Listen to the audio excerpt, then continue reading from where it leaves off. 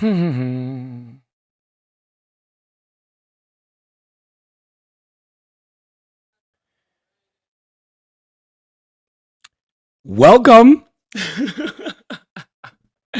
I'm a little late for my live in English because we just had 5,500 people in our live in Spanish. Now, bear with me for just 1 second. I am trying to do this a multi platform live. We're on YouTube and Facebook over here. We're on Instagram over here. And I'm going to get TikTok in here too. Let me see. Because it's a new account, it wants me to practice, but I don't want to practice. Check. Okay, I think I got it. So let's talk because there's a lot to talk about with my 2 people connected in Facebook and YouTube and my 38 people here on Instagram where we almost have 40,000 people. Now, we're just starting with our accounts here and there. But the truth is that I started in English. I started building everything we've built now in Spanish. I started in English. Let me explain, because I want to give you an important piece of information, but I also get to explain why we're back and why you'll start seeing my face everywhere in English little by little. Right now in Spanish, we have almost 3 million followers. You can check on Instagram, on Facebook, on YouTube. Most of them in Spanish, we have on TikTok 1 million people, almost 1 million on Instagram. But what I'm saying is this. For the past 20 years of my life, I've been trying to understand the behavior of human beings. I started as a transformational coach. What you guys would call in English an educational psychologist. We call it a psychopedagogue in Spanish. I'm obsessed with systemic family therapy. I also have a diploma in sports psychology. I've worked with athletes all the way to their Olympics. We call them Juegos Olímpicos in Spanish. And I love working with people. We have many things that will support you in understanding yourself, in understanding your relationships, in understanding masculinity, in understanding how to raise children.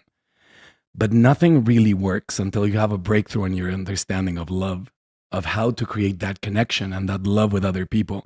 So let's talk about it briefly. You're going to start seeing my face more and more. And I'm going to start doing lives like this where I try to give you as much information as I can. Our movement in Spanish is blowing everything out of the water. But I will never forget that I started doing this work in English. I'll never forget that it was actually English-speaking people, British people, especially American people, a lot of Europeans, but especially people from California that trusted me in the last 15, 20 years of my life, working with me. I've worked with governments in the States, with companies in the States that have come down to Mexico, or we've done some virtual work in order to fix many things. We have answers that nobody else has. But let's start with the basics. Let's start with a basic understanding that will support you in building this sky high, sky rise that we want to build in your life. So, everyone who has worked with me in the past, welcome. Thank you for connecting. Let's talk about love. So, this is what I want to give you today. Listen. Most people don't know the distinction between love and falling in love. And the truth is that falling in love has nothing to do with a true, real love. Let's break it down like this. We fall in love with our patterns. You don't fall in love. Your ego does. And when we fall in love, why do we fall in love? Given the amount of people that we have here, feel free to comment on YouTube and Facebook. Feel free to comment on Instagram. I didn't get TikTok to work, but feel free to comment on Instagram. I'll read your comments. Hello from New Zealand. All the way over there on the other side of the world. Thank you for connecting. Rosenda. Some of my Spanish speaking people are connecting here too. This is going to be very basic. We're just starting. We're just going back in English. So, Will, I'm so happy to see you. We even have some certified people in here. I'm so happy to see you, my friend. So, listen. What's the difference with infatuation? Infatuation is actually just a different level of falling in love. And falling in love is not something that you want to create. So, listen to this. Human beings are extremely attracted to the things that they know, to the things that seem real. What do I mean by this? If growing up, I'm going to go straight into it. If growing up, I had to understand and explain to myself why it is that my parents act the way they do, I'll try and figure it out. I'll try and realize why is it that my parents speak the way they do. It doesn't matter if it's amazing or if it's something painful to watch. I'll try to normalize it. That's literally the term that we use, at least in Spanish and psychology, the process of normalization, trying to normalize this behavior in order to understand it so that it won't be able to hurt me. Let me give you an example. Let's imagine that I grew up with a parent who lied a lot, who was a pathological liar. They weren't even trying to get anything out of people. They just couldn't stop.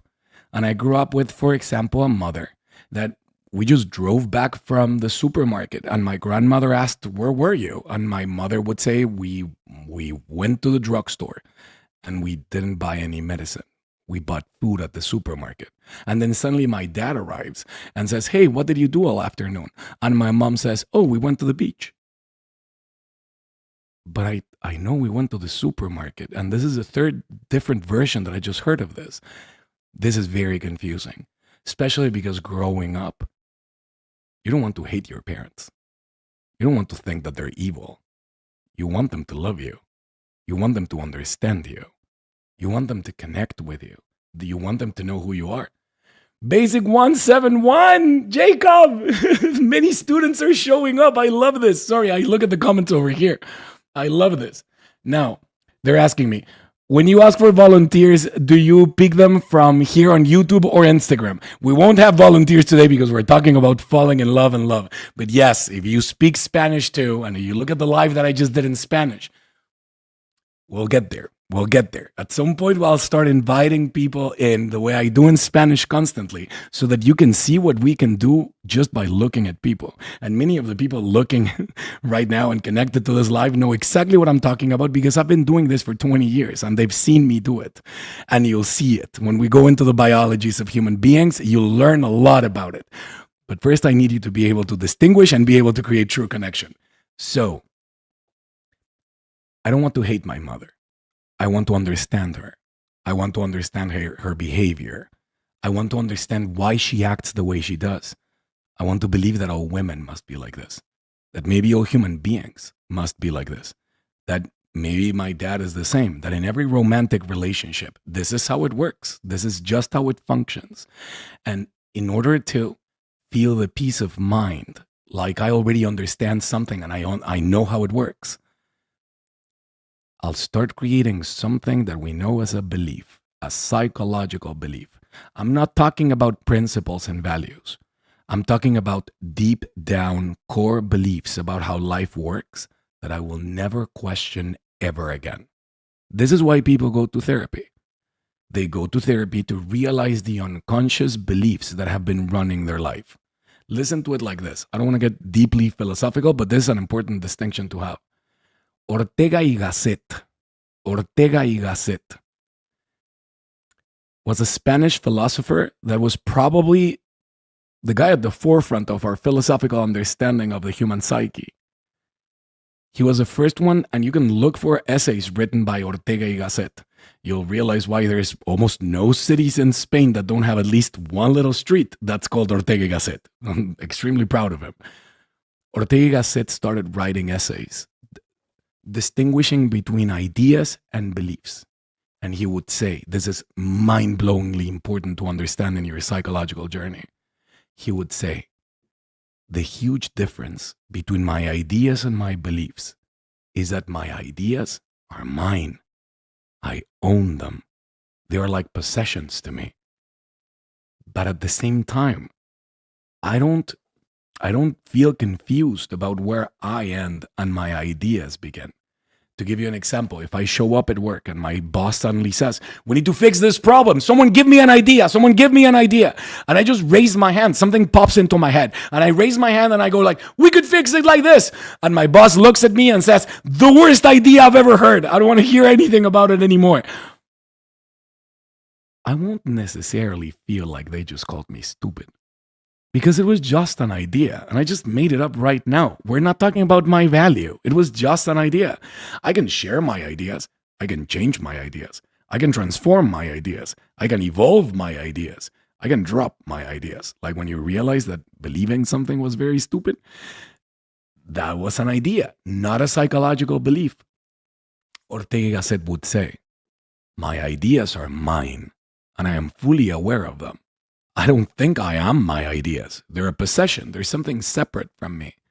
But then he would go on to say, but my beliefs own me, because I am absolutely unaware of my beliefs.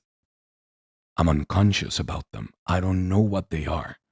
Because if growing up at age 7, I decided that people lie, that brief decision will make me be able to connect with mom better, because she lies a lot. And if I understand that behavior and I normalize it and I decide that this is just who people are, now I'll be able to connect with mom. Now I'll build myself to function in a world where people lie. I'll create a personality that fits perfectly well in relationships where people lie. Years later, I'll ask myself, why is it that I have such bad luck that I always end up in relationships with people who lie, who cheat, who hide information, who never really tell you the full story? You're not having bad luck. You're falling for the people that look exactly like the beliefs that you normalized growing up in order to understand your mom. Is this making sense? That's not how you spell Gasset, but if you write it like that, you'll find it. You'll find it. So,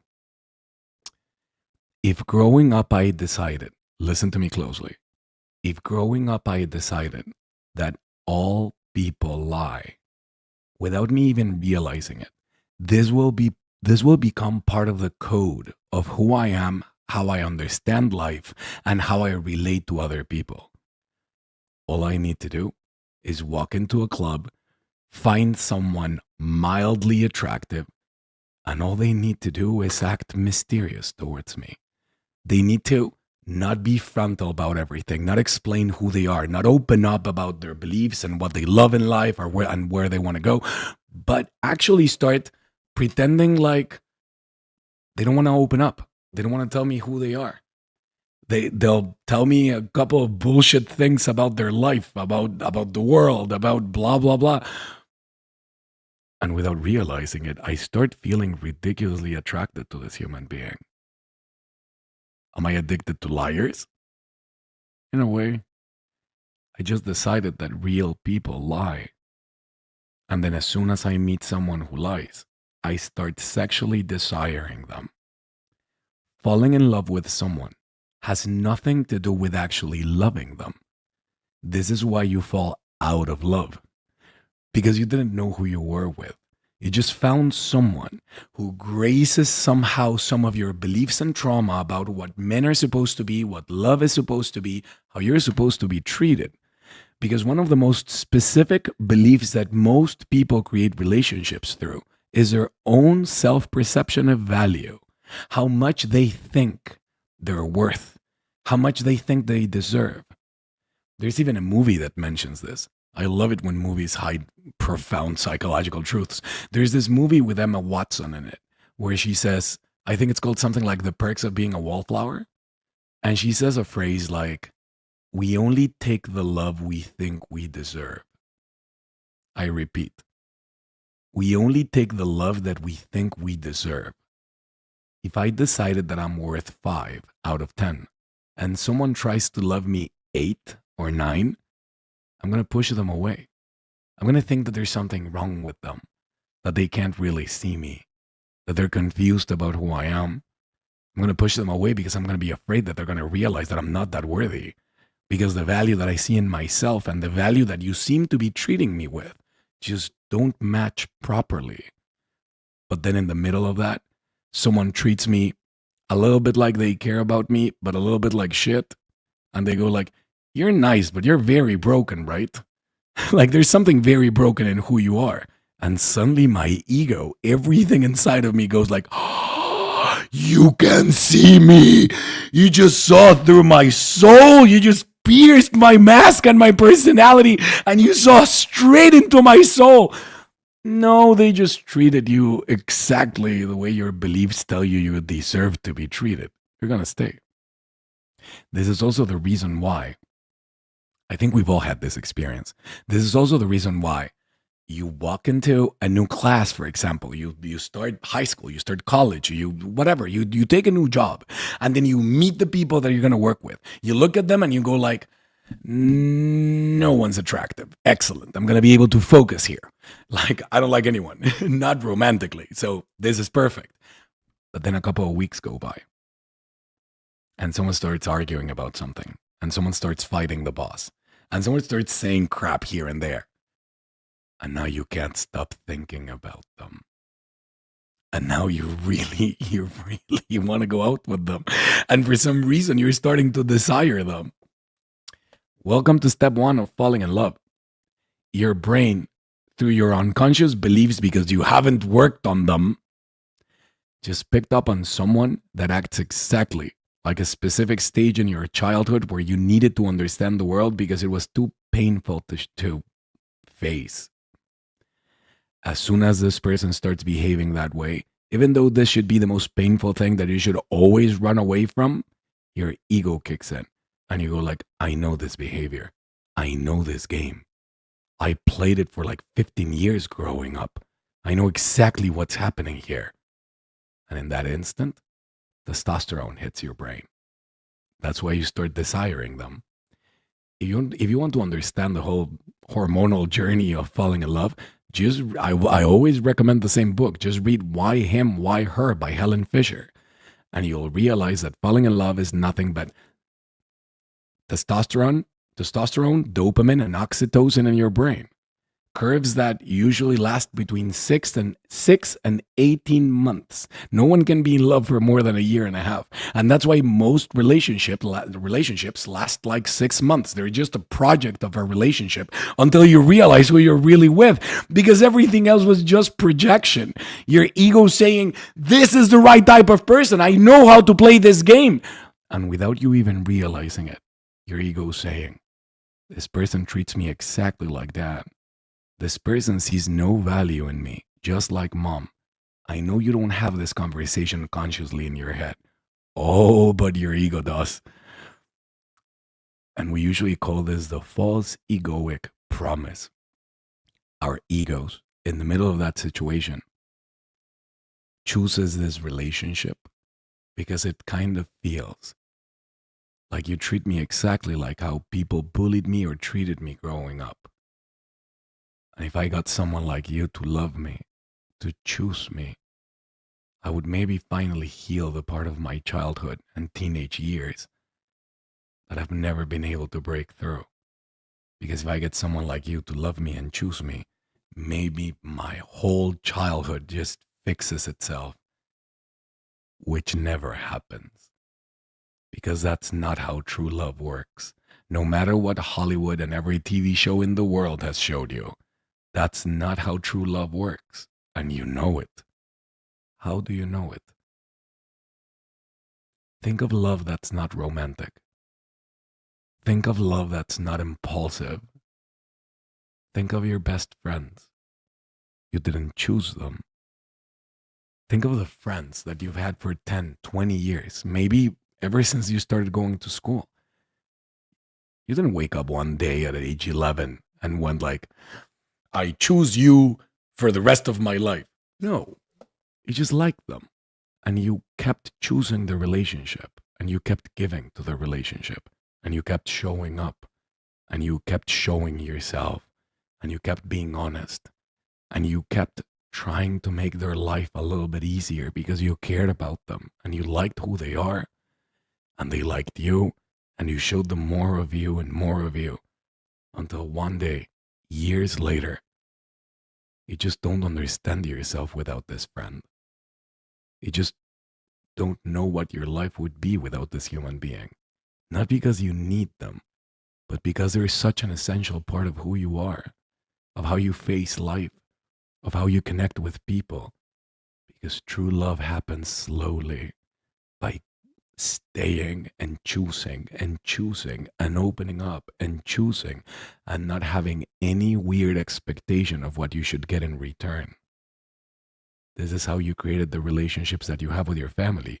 If you've already healed the relationships with your family, this is the relationships that you have with your friends, your true friends, the ones that you chose and kept practicing and opening up and going through every little conflict with an open heart and a big chest, going like, I'm here, this is who I am, this is what I'll give you, this is what I'm asking for. Until you realize that you belong to something way larger than you or the other person. And that's how true love feels. Slow, certain, like you're not expecting anything in return, but now you just don't understand yourself without them. The romantic love that you've seen on movies is for your ego, not for evolved human beings that know how to choose. Look at the relationships you've been in. Look at everything you don't like about those relationships. Look at the patterns. Are they always angry? Are they always distant? Are they always unavailable? Are they always weak? Is it always someone that just does not have the strength to care for you and protect you? Yeah, you're not talking about them. You're talking about your beliefs. You're talking about the unconscious beliefs that you created as a child in order not to feel pain. And the only relationships that those beliefs will allow you to create. How do you start fixing this? Go to therapy with a good therapist. Or click the link up there. I'm hoping that we have it in English too, but click the link up there. Because we just launched our first product in English. Decode. Years ago, I started doing this in Spanish, but years ago I created a little program for people that want to grow and they don't have the time or the money to go take therapy with a good therapist, to go make sure that they clean everything that you need to clean in your understanding of yourself.